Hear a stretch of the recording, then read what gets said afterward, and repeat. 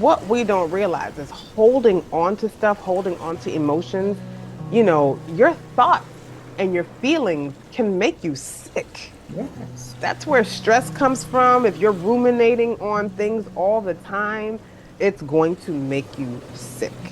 And so, again, that's one thing that I also recognize. Like, look, I can't hold on to unforgiveness and bitterness because, again, like, what are you going to attract into your life if that's what you're holding on to? One of the greatest lessons I have learned is we have that gut instinct for a reason. And it's so important for us to not necessarily pay attention to what people are saying to us, pay attention to how they make you feel. Because if you really pay attention to that, usually your first instinct is the right instinct about people. Life happens in cycles, you know? I've heard it said, and I think this is true, that you're either just coming out of something, you're about to go through something, or you're going through it. So It's, true. you know? And so in those moments when you're not going through it, things are great. Like things are moving. Times in your life, it requires different tests. And in order to graduate, the tests get harder. In order to graduate to the next level, the tests become more difficult.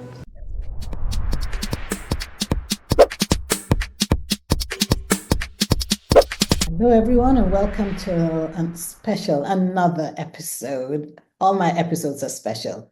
So, welcome to another episode of Chatting with the Experts TV show, where I speak with women from Africa and the Caribbean and in the diaspora. These women are professionals and successful businesswomen. And our mission is to educate, to empower, and inspire women globally. I sometimes have men as guests on the show, but most of the time I have these awesome women. So today, our topic is very interesting. Whose shoes are you wearing? Uncovering the woman you really want to be. And with me to do this would be Julian Kiganda, which is Uganda with a K. I'll tell you a bit about her. She's a transformational brand strategist. She's an award-winning designer, author, and speaker who specializes in building transformational brands for purpose-driven clients, ranging from Fortune 500 corporations to multi-million dollar nonprofits and small businesses. Some of her clients have included the Steve Harvey World Group, the National Urban League, and oh my gosh, the African Union. She's been featured on the Washington Post, NPR. Oh my God, I could say so much about her. But why don't I ask her to just join us and then we can talk more about all the places and the lives that she's touched. And with that, let's welcome Julian Uganda to the show. It is a pleasure to be with you. Thank you so much for having me, Paula. Oh my gosh. I mean, when I read your bio, I was like, oh, you've been rubbing shoulders with the rich and famous. I've been fortunate to work with some amazing people over the course of my career. Oh my, I'm sure you have. And you know, the thing is, as you work with them, you're learning from them and they're learning from you too. Isn't that an amazing thing? Absolutely. Absolutely. And I think that's why I really focus on working with purpose-driven clients because, when you're walking in your purpose, it's like almost everything you do really needs to be focused on that. So I'm always learning, always learning. I know. My mantra is I learn something new every day. And it could be Yes. from a baby and it could be from a 67-year-old person. We're all hmm young. So So, true. yeah.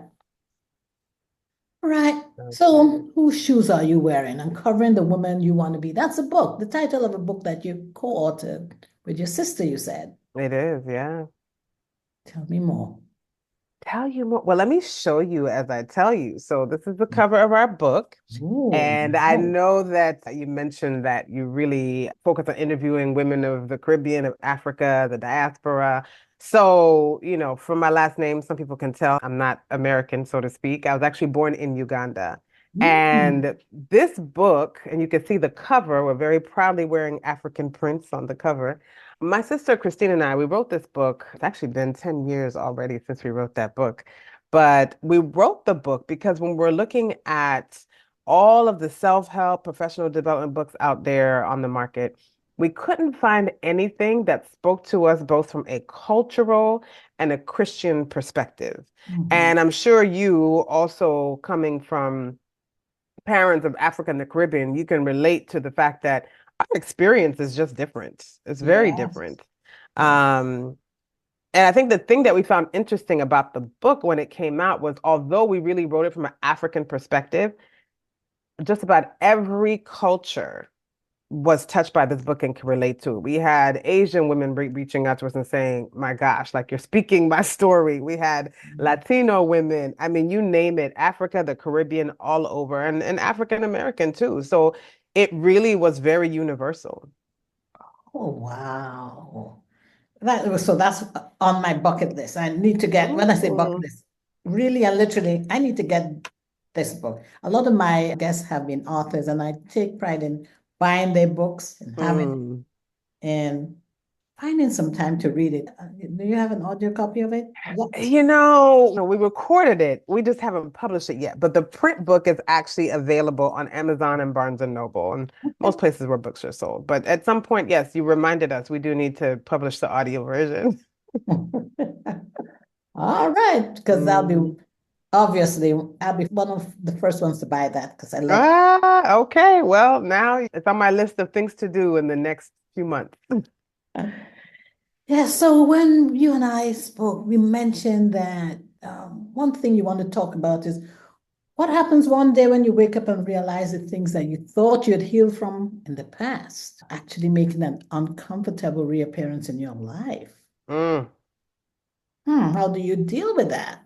Yeah. Yeah. These past, I would say particularly the past 2.5, 3 years have been quite the journey. When we wrote the book, Whose Shoes Are You Wearing? That was 2010. So I was 4 years post-divorce. And I Mm, actually wrote about my divorce in the book because, again, even as I was going through my divorce, it was very hard for me to find resources to show me, okay, what have other people done to get through this? Like, how do people recover from this? Because I think unless you've been through it, you don't really understand that a divorce is like grieving a death. And so you go through all of the emotions and the processing of just everything and the end of something and hopefully the beginning of something better, if you do the work. That was one of the reasons that I wrote about it in the book was because I hadn't really seen people who talked about it and what it was like. When you get married, you don't get married to get divorced, most people don't. yeah. So I think I had felt that, okay, man, I've been through the worst of it. Like the divorce was, I never want to go through that again. And it was just, it's trauma, for a lot of people, it's trauma. And at the Yes. time, my daughter was 9 months old, when we were going through the divorce. So Oh, yes, it that's was tough. Oh, it was tough. It was tough in a lot of ways, but for so many reasons, and I would say she was a major reason why I said, you know what, I can't afford to become bitter from this. I have to become better. So I made sure I did the work. I worked with coaches, I worked with counselors, I worked on myself. I mean, I really did the work. And in the process of doing that work, there were certain things that I understood. Oh, okay, well, this is why this happened the way it did. And I also had to take accountability because, I truly understand now that even if other people have done you wrong, unless you take accountability for your own role in certain situations, because we allow certain things, you can be the kindest person in the world, but I am learning more and more the importance of setting boundaries. And so many times we do not set those boundaries. And I think even culturally, I recognize that that's not something we're really taught. So right. I Mm, was just thinking, when you said that boundaries, I had to learn that too. It's not yeah, something we are taught. It's yeah. rude, almost, to set those Yes, boundaries.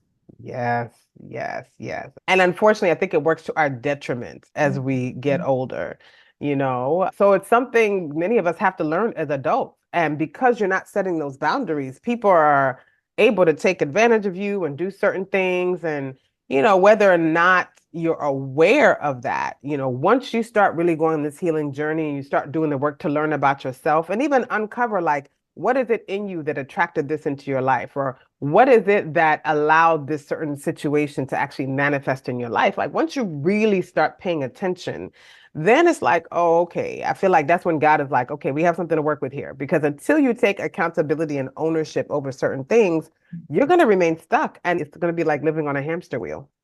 You are absolutely right about taking ownership of like, I Yeah, also could have done better. How could I exactly. grow from having gone through this? Mm-hmm. Absolutely. Absolutely. And I think I felt that after having gone through that, I was like, okay, I've done the work. I wrote the book. It helped so many people. The interesting thing about the book was, again, we wrote it from our perspective as African women growing up in America, because I was born in Uganda. My sister, who I co-authored the book with, is actually born here, but Mm. it didn't matter. Like we were raised in an African household. So Once you got home, right? that was it. You know the story. You know the story. Yes. Like, I don't care what your friends out there are doing. In this house. In this house. My gosh. I didn't appreciate that growing up for sure. But now in hindsight, I'm like, there's so many things I appreciate about our parents actually, in some ways, forcing us to Yes. appreciate our culture. You Yes. know, And I to be mean, proud. now, exactly. Now we have Wakanda and Afro beats, but we didn't have that back then. You never wanted to admit you were from Africa back in those days. Mhm. So it took work, and so, you do the work and things improve. And honestly, like I just feel like when I went through my divorce, I felt like that was actually the beginning of me. I was no longer identifying myself by who I was married to, who I was connected to, who I was in a relationship with. And what I've come to also recognize is, I don't know how to put this in a way that I'm not even going to be politically correct with this. So, East African men, I found that many of them want women who are very, demure and subservient and, just, yes, honey, yeah, and I had a really hard time with that because that's not me by nature.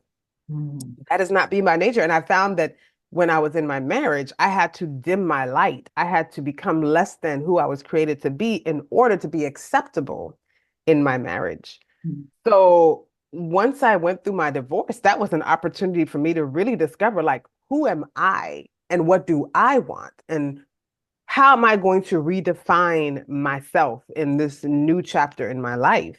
Mm. So that was, my gosh, such a time of transformation and growth for me in my life. But again, I had to be willing to do the work, and part of doing the work, which so many of us are afraid of, is actually feeling the pain, you know.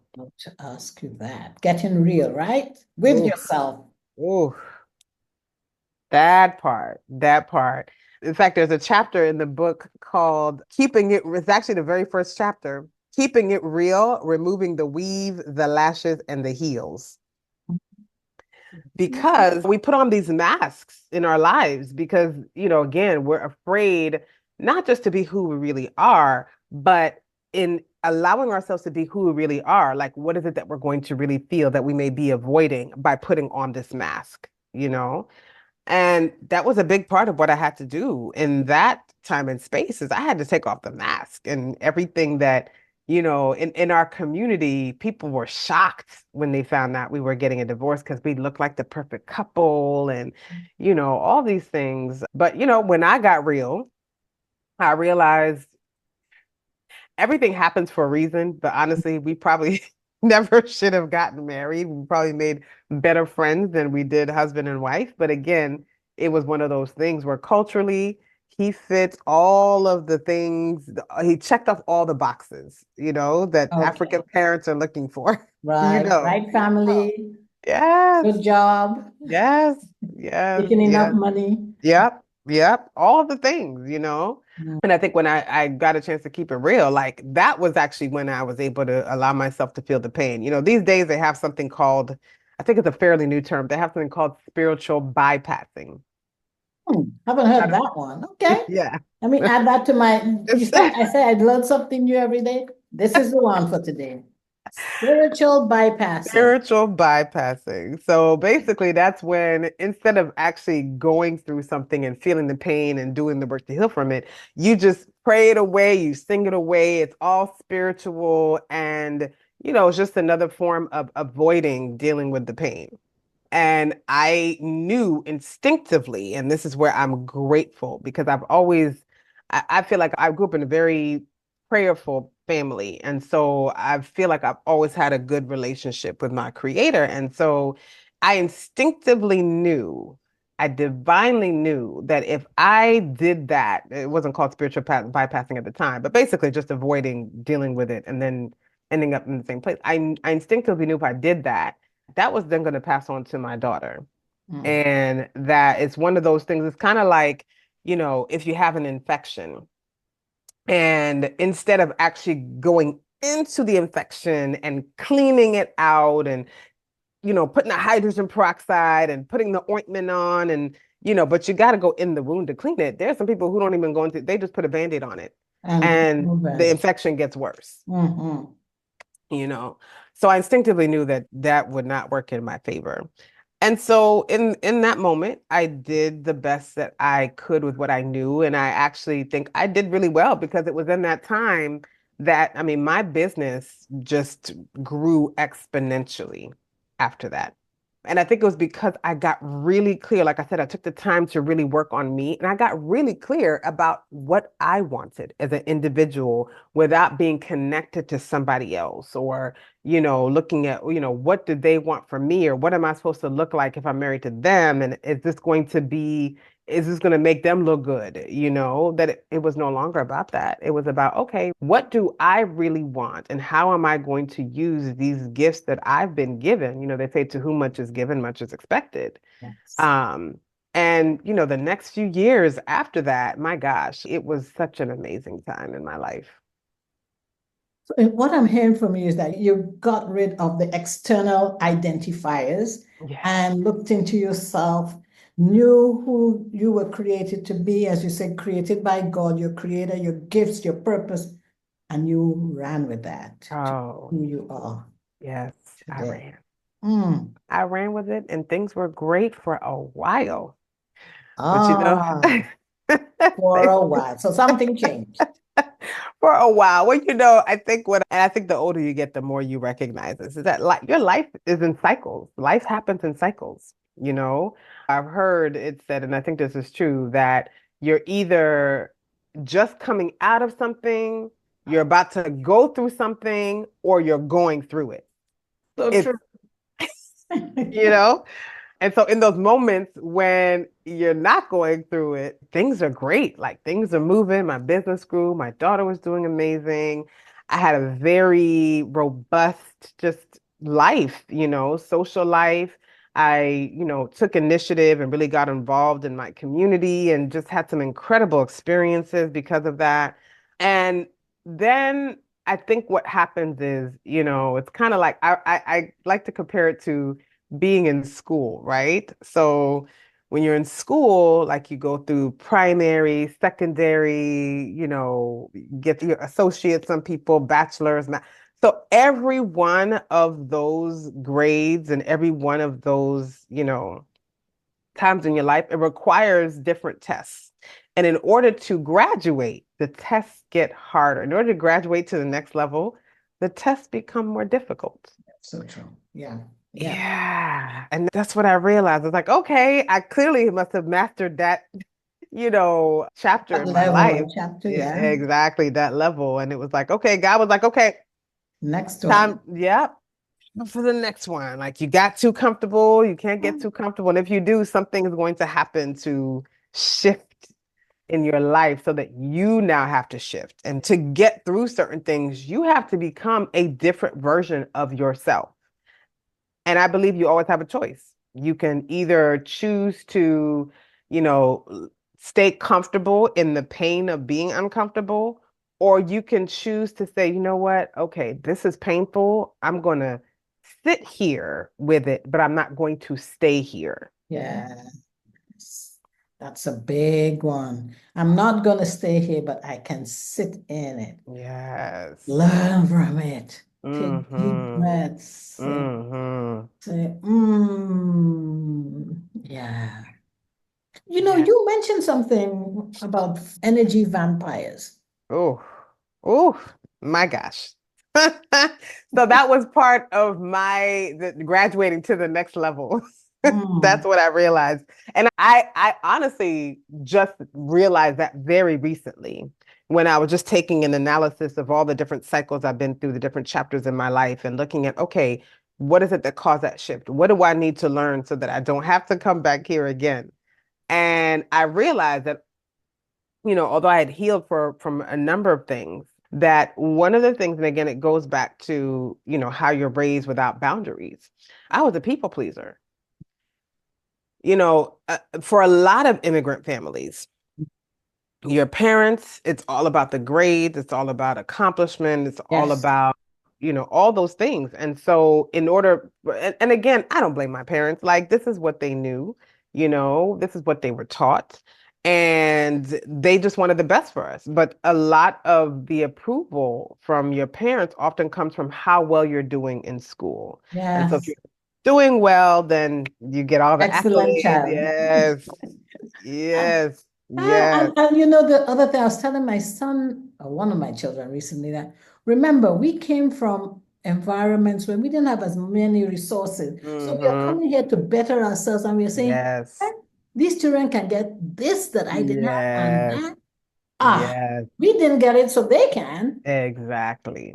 Exactly. And that's the thing you always want. Most parents want better for their children. Hmm. So I think that's a big part of where the people pleasing came from, just growing up culturally where no was not an acceptable answer for pretty much anything. Except for the Um, bad things. except, No to but everything yes, else, no yes. wasn't a sentence. I Oh mean, my gosh, not at all. Not at all. And so you grow up like that, and subconsciously you become a people pleaser, but that people pleasing and not wanting people to be upset with you, it transfers into your relationships, personal and professional. So you allow certain things because you're afraid of offending somebody. yes. And I realized it's like, my goodness, I let so many people into my life and I allowed them to stay there, even if they made me uncomfortable. I allowed them to stay there because by nature, I'm an empath.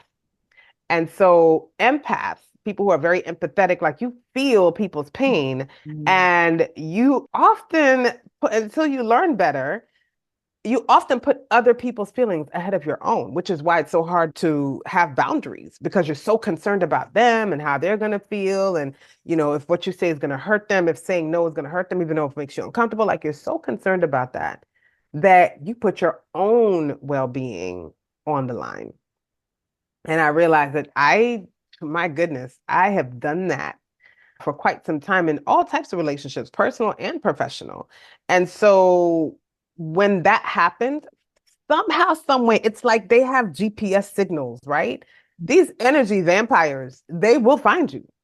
They will find you, they will target you, and they will suck everything they can out of you until you realize, oh no, enough is enough. Like I can no longer do this. I have nothing left for myself. And so I think it was around that time when things were going really well, again, people see you doing well and then they attach themselves to you or find ways to attach themselves to you, to your success, to what you're doing. And I'm one of those people, I cheer all people who are doing well. Like, please, like but you start realizing not everybody's like that.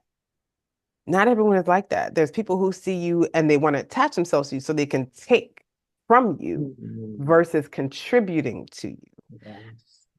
And so, yeah, energy vampires are definitely a thing. They're definitely a thing. And here's the thing, many of them don't start off feeling like energy vampires. many of them start off feeling like they're very generous people, like they really care about you, like, they're interested, genuinely interested in you and your well-being until they get really comfortable and start seeing that they've gained your trust. And that's when things start shifting, but it's so subtle that you don't even realize what it is because they've already gained so much of your trust and so much of your energy that you start seeing things like gaslighting. And you're like, did that actually happen? Like you start get second guessing yourself. And it gets to the point where you stop following your own instincts. And I think one of the greatest lessons I have learned in this past year, because I've dealt with so much this past year, but it was another major time of growth and transformation for me.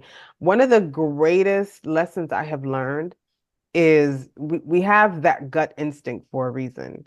And it's so important for us to not necessarily pay attention to what people are saying to us, pay attention to how they make you feel.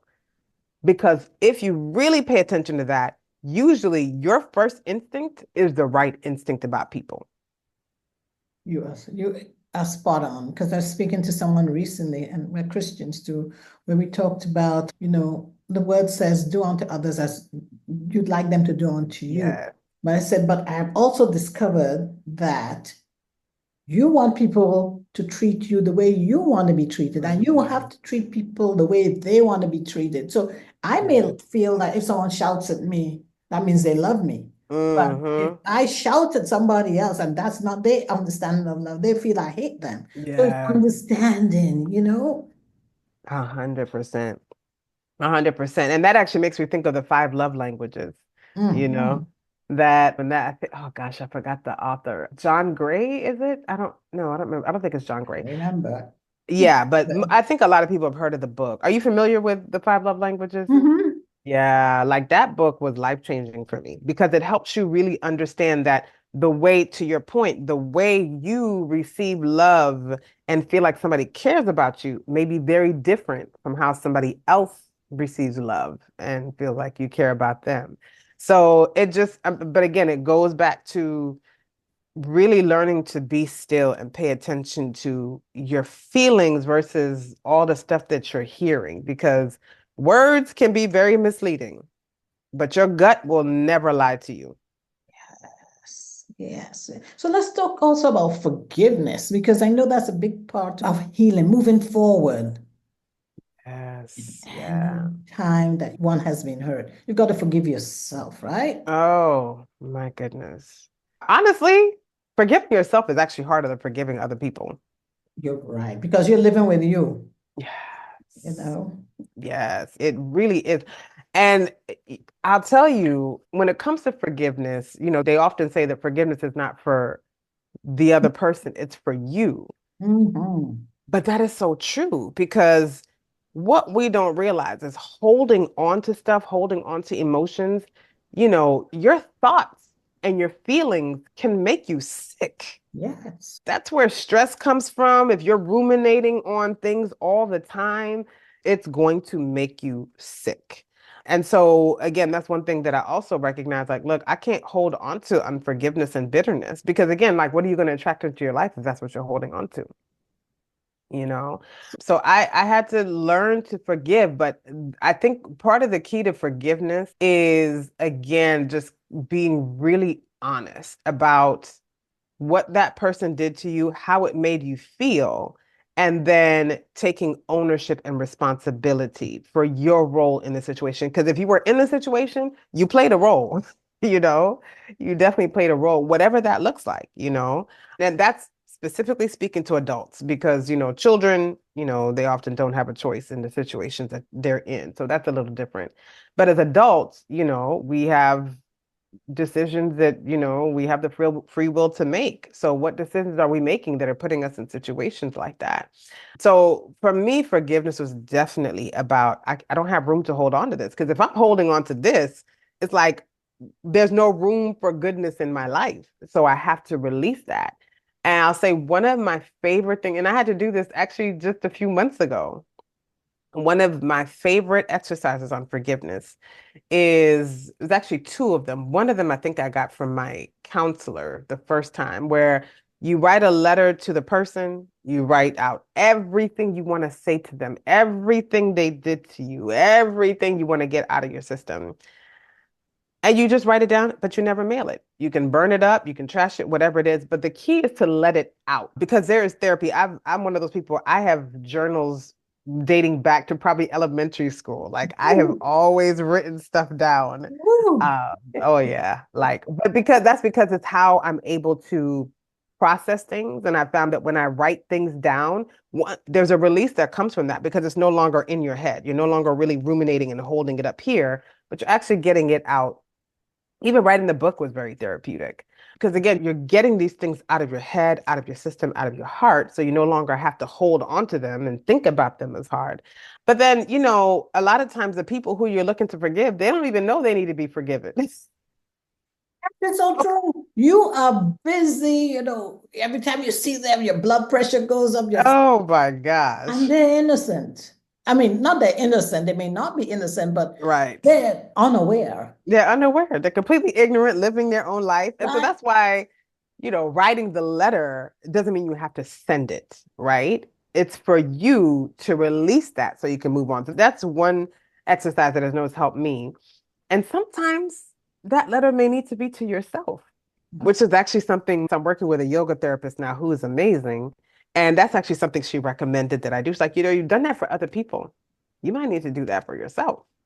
And so that's one exercise. The second one for on forgiveness is actually getting like post-it notes and writing down everybody you need to forgive for whatever you need to forgive them about. So I forgive so and so for doing this to me. I forgive so and so for doing that. I forgive so and so for not doing, whatever that is.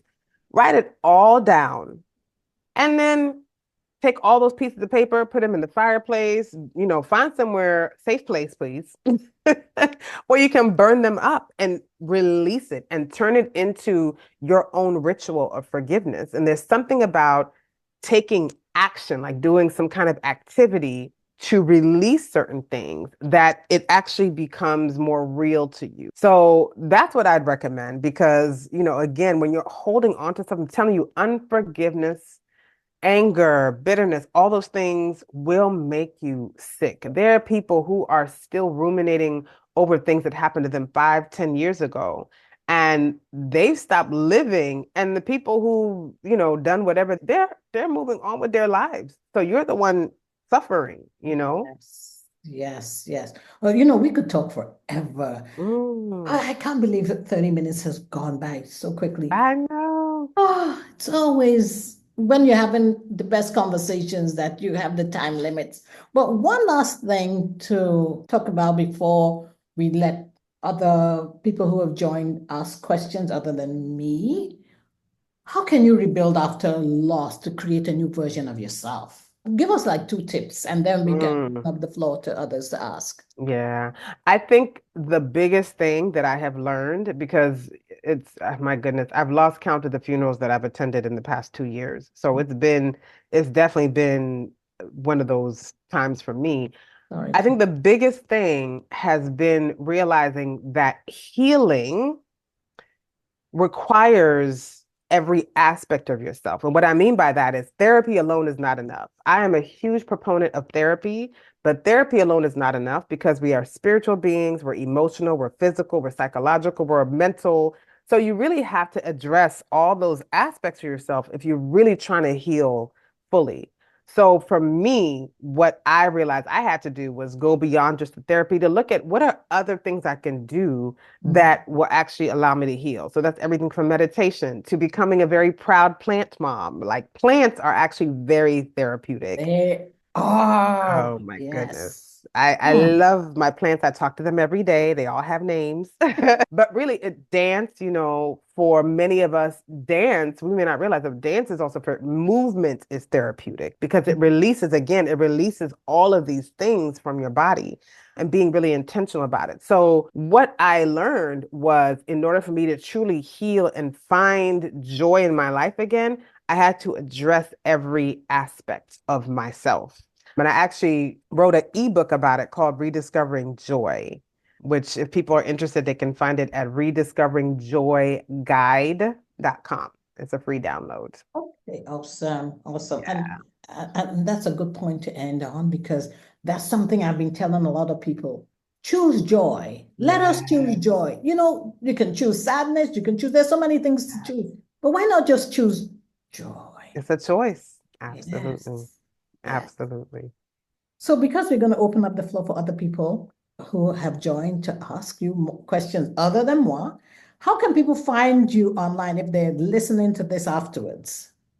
So you can find me everywhere. My personal social media is Julian B. Kiganda at Julian B. Kiganda.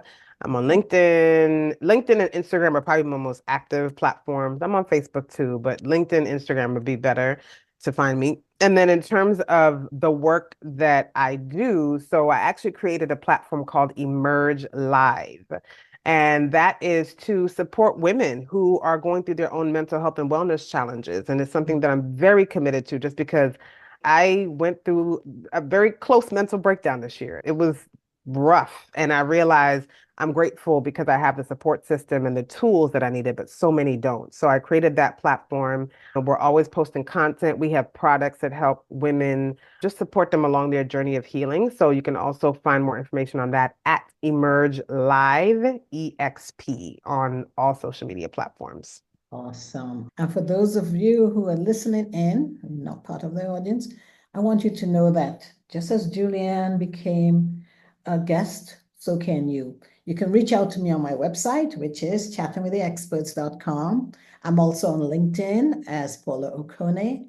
I'm on Instagram, and my handle there is at chat_experts_podcast. And I am on Facebook. And I'm really working hard to be more on Facebook because I tend to do LinkedIn and IG before I do Facebook. Yeah. Don't judge me now, but that's it. And so thank you again, Julian, for being such a phenomenal guest and Thank you chatting for with having the me. experts. Thank you. And we'll open up the floor for more questions. Thank you.